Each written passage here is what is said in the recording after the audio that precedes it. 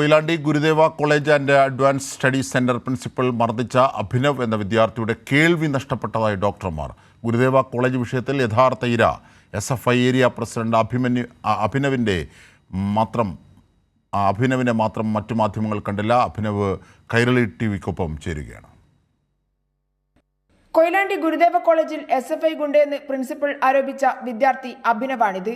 1ാം വർഷ വിദ്യാർത്ഥികളെ സഹായിക്കാനായി SFI നേതൃത്വത്തിൽ ഹെൽപ്പ് ഡെസ്ക് ആരംഭിച്ചപ്പോൾ പ്രിൻസിപ്പൽ നേരിട്ട് വന്ന് ഹെൽപ്പ് ഡെസ്ക് നടത്താൻ പാടില്ലെന്ന് പറയുകയായിരുന്നു. SFI ഏരിയ പ്രസിഡന്റ് അഭിനവും മറ്റു വിദ്യാർത്ഥികളും പ്രിൻസിപ്പലിനെ കണ്ട് ചർച്ച നടത്താൻ പോയപ്പോഴാണ് അപ്രതീക്ഷിതമായി പ്രിൻസിപ്പൽ അഭിനവിന്റെ കരണത്തടിച്ചത്. അതിൻ്റെ തൊട്ട് മേലുള്ള കോളേജിൽ ഉൾപ്പെടെ ഹെൽപ്പ് ഡെസ്ക് എന്തുണ്ട് സജീവമായിട്ട് നടക്കുന്നുണ്ട്. അവിടുത്തെ പ്രിൻസിപ്പളോ ആർക്കും എന്തെങ്കിലും അധ്യാപകർക്കും ഒരു പ്രയാസമില്ലാത്ത രീതിയിലാണ് മുമ്പോട്ട് പോകുന്നത്. അപ്പോൾ ഇവിടെ മാത്രം എന്താണ് ഇങ്ങനെ ഒരു പ്രയാസം എന്നുള്ളതാണ് നമ്മൾ ആദ്യം ചെന്നിട്ട് എന്ത് ചെയ്യുന്നത്, പ്രിൻസിപ്പളിനോട് സംസാരിക്കാൻ ചെന്നപ്പം തന്നെ ഈ പുറത്തു നിന്ന് വന്ന ഗുണ്ടകൾ എന്നാണ് എന്ത് ചെയ്യുന്നത് അവിടുത്തെ പ്രിൻസിപ്പൾ വിളിക്കുന്നത്.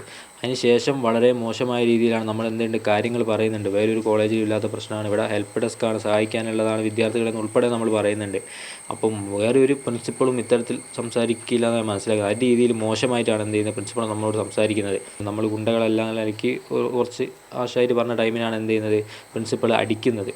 ഒരു പ്രിൻസിപ്പൾ ഒരിക്കലും അടിക്കുന്നുള്ള രീതിയിൽ എന്ത് ചെയ്യുന്നില്ല, നമ്മൾ സംസാരിക്കാനാണ് പോയത്, അടിക്കുന്നുള്ള രീതിയിൽ നമ്മൾ പ്രതീക്ഷിക്കുന്നില്ല. കർണപുടം പൊട്ടിയിരിക്കുകയാണെന്നും ഒരു ചെവിയുടെ കേൾവിശക്തി തിരിച്ചു കിട്ടാൻ 6 മാസം ചികിത്സ വേണ്ടിവരുമെന്നും മെഡിക്കൽ കോളേജ് ഡോക്ടർമാർ പറഞ്ഞിരിക്കുകയാണ്.